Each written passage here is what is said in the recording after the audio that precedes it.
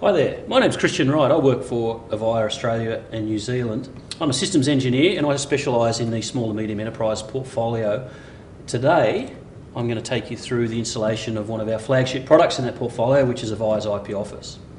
So I have here today all the components I need to take you through that basic, very basic installation. I have an IP 500 control unit, this is a version 2 control unit. I have a system SD card, which is used for the operating system and the customer's configuration. I have a combination card, one of our more popular newer cards, which allows us to terminate Avaya phones as well as trunks and provide IP media resources in the system and so on. I have various cables here to connect my telephones. I have a screwdriver here to enable me to install this combination card into the control unit. I have an earth strap, very important so that I don't damage my electronic equipment, power cord, and my telephones are over here. Once I install all of this, I'm going to go make a cup of coffee, and after I make this cup of coffee you should see that the system is operational, up and running, and we'll prove that by placing some telephone calls into those. So with that, here we go. So firstly, I'm going to remove my IP Office control unit from its box.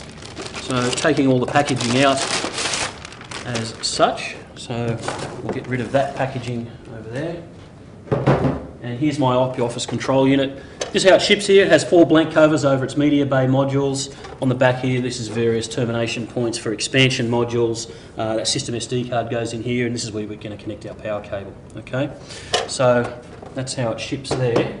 So with that first, what I'm going to do is install the combination card into the chassis here. So this particular slot here, which already appears to be slightly loosened, we'll just loosen that out there, and we're going to install our combination card into that. So we'll just put that aside there for the moment, and we'll take our combination card out of the box. So there it is in its anti-static bag. Get rid of some of the packaging. So first things first, we'll put on my anti-static wristband. So we don't want to damage our electronic equipment. I'm just going to attach it at one of the termination points at the back of the unit here. Okay, so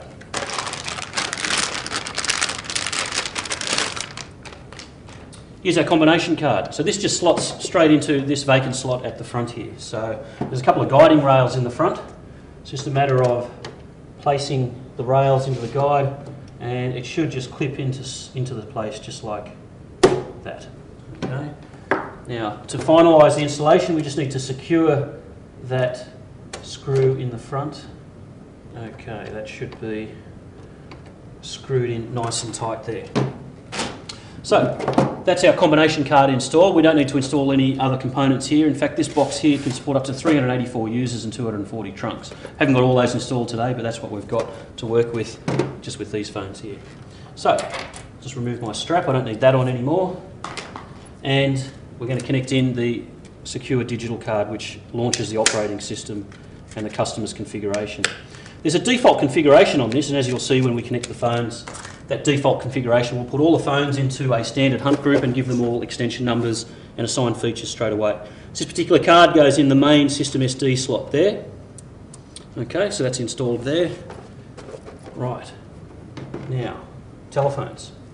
Just take these patch leads and find a digital port, connect a cable. Find another digital port and connect the cable. And this particular one we'll use for our Avaya analog phone. So we find an analog port, and analog ports on this card are slots 7 and 8. Okay. So with that cable there, this is our Avaya analog telephone. It's a hybrid system, it supports analog devices.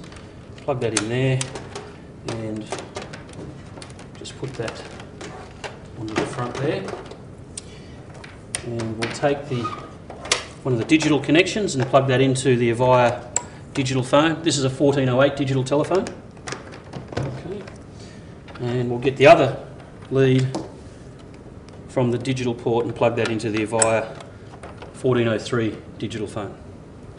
Okay. So we've got our 3 phones there. Last thing to do is connect the power. So we have our power cable here. So with that, just as a reminder, there's the power connector at the back. Okay, standard power cable. Just plug that in. And the other end obviously goes into the general power outlet. I happen to have one here.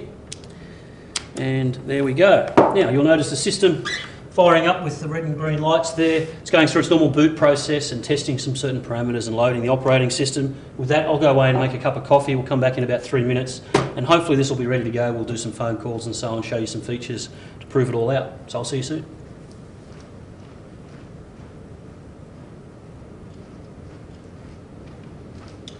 Welcome back. Cup of coffee, tastes great. And a phone system should be up and running, our IP500. So let's have a look here. We've got, yes, this particular phone has already been given an extension 205. This one over here, extension 203. And our analogue phone, that'll be extension 207 because it's plugged into the 7th port on the control unit there. So let's have a quick call there, just test a few things out. We'll dial extension 205. Extension 205 rings. Answer that just by pressing the speaker key and there's our phone call there. So we'll just hang that up there now. And right now, let's test a call which has all phones together, a conference call there. So with that, I'm going to come from extension 205, dial this phone first and then dial the other one. 203, answer that phone there, put the speaker on. That guy's talking there. Now I'm going to place that call on hold, dial extension 207 over here. 207 rings. Take that off there. It's working. And to do a conference call, simple as this. Press the conference key and we're all talking together. So there you have it, folks. That's installing an IP500 from scratch. Simple as that. Thanks for your time. Look forward to seeing you on the next video we do for IP500.